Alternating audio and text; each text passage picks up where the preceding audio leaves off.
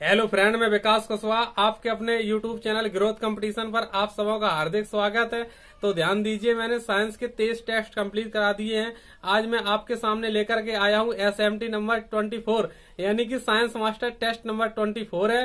तो इसको आप लोग लास्ट तक देखिए, बहुत ही धुआंधार धांसू क्वेश्चन है और आप लोग अपने ईयर में ईयरफोन लगा करके बहुत ही बिंदास तरीके से बैठ करके इसको देखेंगे। चलिए स्टार्ट करते हैं। क्वेश्चन नंबर 1 आपके सामने आने वाला है। निम्नलिखित में से श्वेत क्रांति का संबंध है।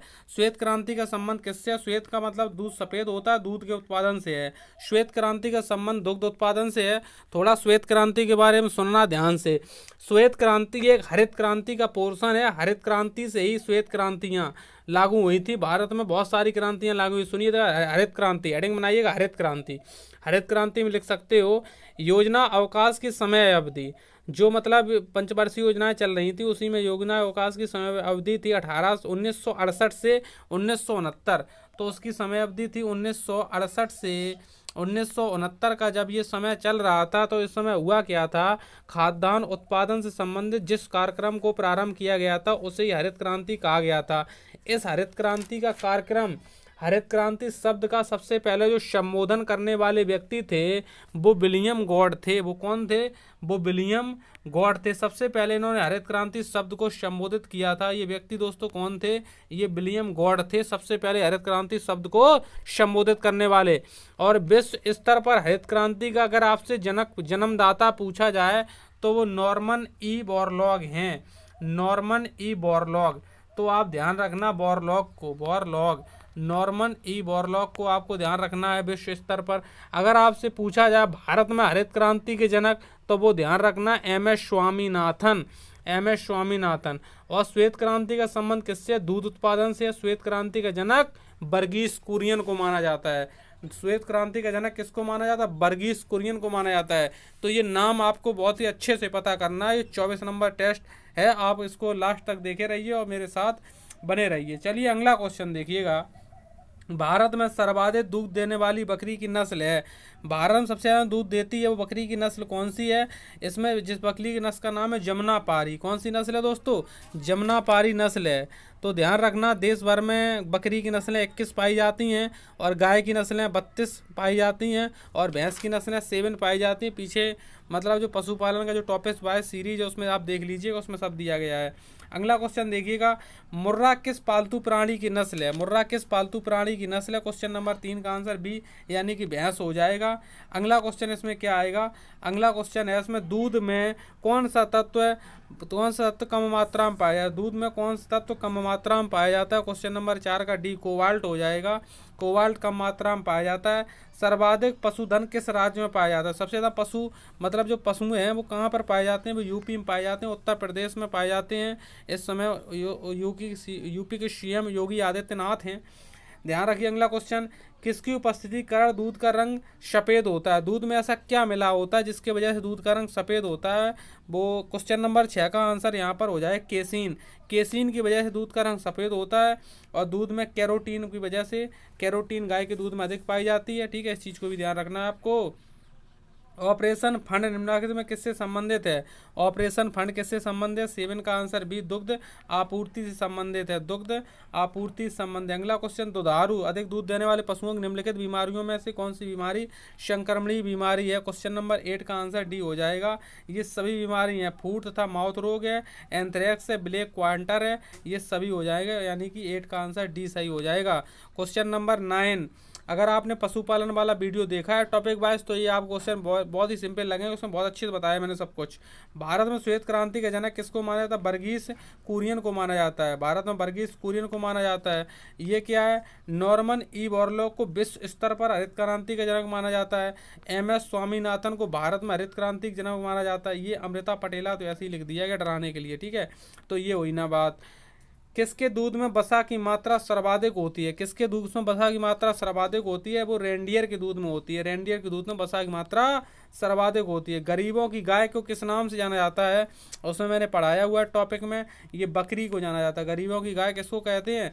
बकरी कहते हैं। चलिए अगला क्वेश्चन आपके नज़रों के सामने आने वाला है। यहाँ पर देखिए, इसमें लिखा हुआ है एसएमटी। ये टेस्ट इसमें 25 नहीं है, यहाँ पर दोस्तों 24 नंबर है। 23 कंप्लीट हो गई, 24 नंबर है। प्रिंटिंग में थोड़ी गलती हुई तो इसको आप देख लीजिएगा अपने हिसाब से। बकरी की किस नस्ल में जर्सी भी कहा जाता है? बकरी किस नस्ल को जर्सी कहा जाता है? क्वेश्चन नंबर 12 का डी हो जाएगा। एंग्लो न्यूबियन को कहा जाता है, एंग्लो न्यूबियन को कहा जाता है। अगला क्वेश्चन नंबर 13, विश्व की दूध की रानी किस बकरी को कहा जाता है? विश्व की दूध की रानी किस बकरी को कहा जाता है? ये सानेन को कहा जाता है दोस्तों। किसको कहा जाता है? सानेन को कहा जाता है। मेरिनो क्या है? मेरिनो के बारे में पूछा कि मेरिनो भैया एक भेड़ है। मेरिनो क्या है? मेरिनो एक भेड़ है। अगर आपसे पूछ लिया जाए कि मेरिनो क्या है तो मेरिनो एक भेड़ है। तो इस चीज़ को भी ध्यान रखना आपको क्वेश्चन नंबर 14 में। क्वेश्चन नंबर 15, सबसे बड़ा जीवित पक्षी कौन सा है? क्वेश्चन नंबर 15, सबसे बड़ा जीवित पक्षी कौन? शतुरमुर्ग सबसे बड़ा जीवित पक्षी माना जाता है, शतुरमुर्ग। अगला क्वेश्चन, अंडे देने वाली स्तनधारी है, ऐसी कौन सी स्तनधारी है जो अंडे देती है? क्वेश्चन नंबर 16 का आंसर हो जाएगा बी, डक बिल्ड प्लेटिप्स ये अंडे देने वाली स्तनधारी है। अगला क्वेश्चन देखिएगा, एपीकल्चर यानी कि मधुमक्खी पालन, एपीकल्चर किससे संबंधित है? मधुमक्खी पालन से संबंधित है। अगला क्वेश्चन, निम्नलिखित में किसका पशु जुगाली नहीं करता है? कौन सा पशु जुगाली नहीं करता? 18 का आंसर यहाँ पर हो जाएगा शुअर जुगाली नहीं करता है, ठीक है। ये बाकी सब जुगाली करते हैं। लाल क्रांति किससे संबंधित है? लाल क्रांति किससे संबंधित है? 19 का आंसर मांस हो जाएगा, मांस से संबंधित है लाल क्रांति। बहुत सारी दोस्तों क्रांतियां होती हैं, जैसे कि आपको पता है, तो सुनिएगा ध्यान से थोड़ा, 2 मिनट कान खोल करके। नीली क्रांति का संबंध मछली उत्पादन से है, गुलाबी क्रांति का संबंध झींगा मछली उत्पादन से है, स्वर्ण क्रांति का संबंध फलों के उत्पादन से है, पीली क्रांति का संबंध तिलहन उत्पादन से है, पीली क्रांति का सर्वाधिक प्रभाव सरसों के उत्पादन पर दिखाई दिया था, हालांकि पता होगा आपको।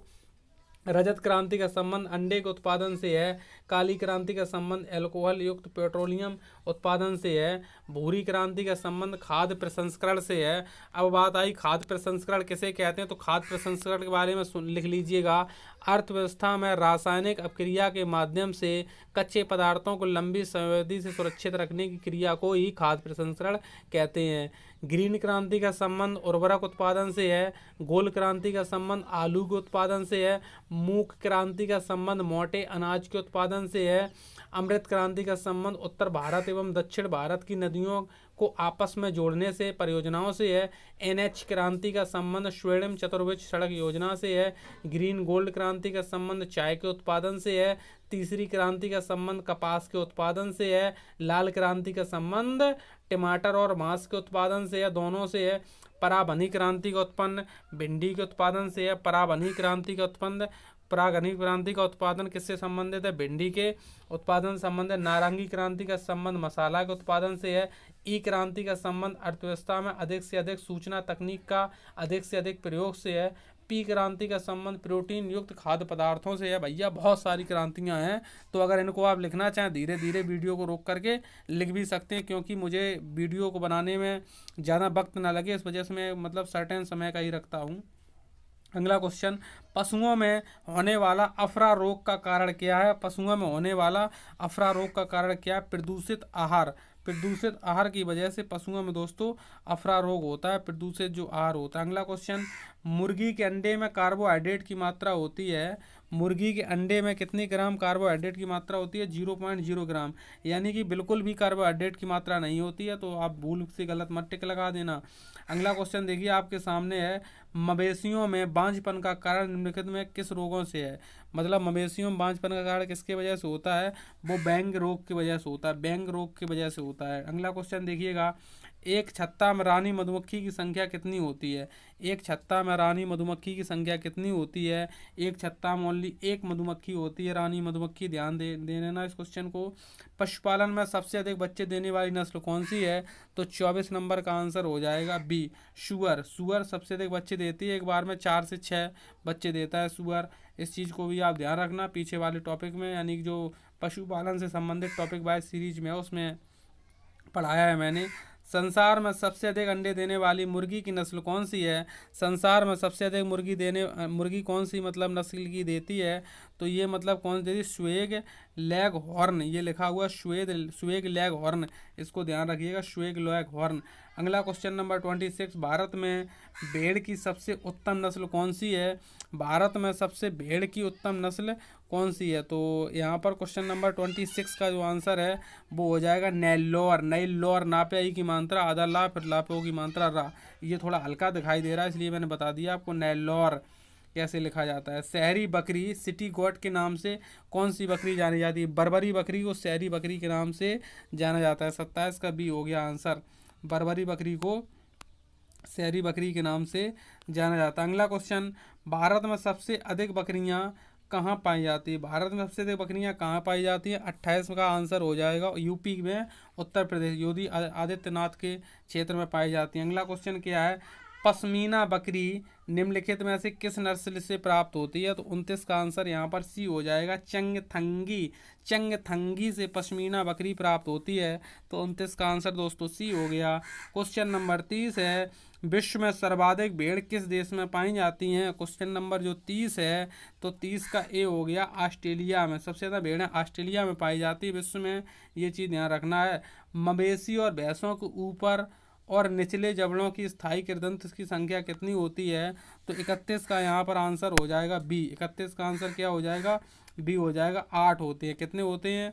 8 होते हैं। तो 31 का आंसर यहाँ पर बी हो जाएगा, 8 होते हैं। क्वेश्चन नंबर 32, कृत्रिम निषेचन के लिए सांड के वीर्य को संचित करते हैं।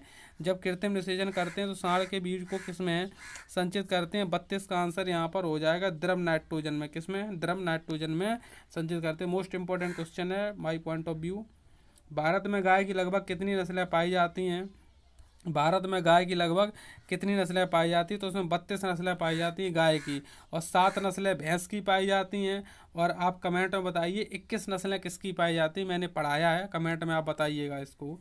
दुग्ध उत्पादन में भारत का विश्व में कौन सा स्थान है? प्रथम है। दुग्ध उत्पादन भारत में विश्व का स्थान प्रथम है। अदरक का भी प्रथम है विश्व में, और अभी चमकेगा चाय, गन्ना और केला का भी प्रथम है विश्व में। भारतीय डेयरी निगम की स्थापना कब की गई थी? क्वेश्चन नंबर 35 का आंसर हो जाएगा 1970 में की गई थी। कब की गई थी? 1970 में। अभी मैंने बताया था बहुत सारी जब क्रांतियाँ पढ़ाई थी, सारी की सारी क्रांतियाँ उसी में इंक्लूड हो गई थी। अभी मैंने बोला था लेक्चर, नीली क्रांति का संबंध किससे है? तो 36 नंबर का सी, मत्स्य उत्पादन, मछली उत्पादन संबंधित नीली क्रांति से होता है। ठीक है, नीली क्रांति का संबंध किससे है? मछली उत्पादन। झींगा मछली का उत्पादन गुलाबी क्रांति। झींगा मछली पूछी जाए तो गुलाबी क्रांति। अभी मैंने ये भी बता दिया था। मुर्गियों में सबसे खतरनाक बीमारी कौन सी होती? लास्ट क्वेश्चन है 37 का, रानीखेत। रानीखेत बीमारी मुर्गियों में सबसे खतरनाक बीमारी है। दोस्तों ये आज का टेस्ट कंप्लीट हुआ। ये मेरा जो टेस्ट नंबर था ये 24 था भंगावारी, और आपकी मुलाकात टेस्ट नंबर 25 में होगी।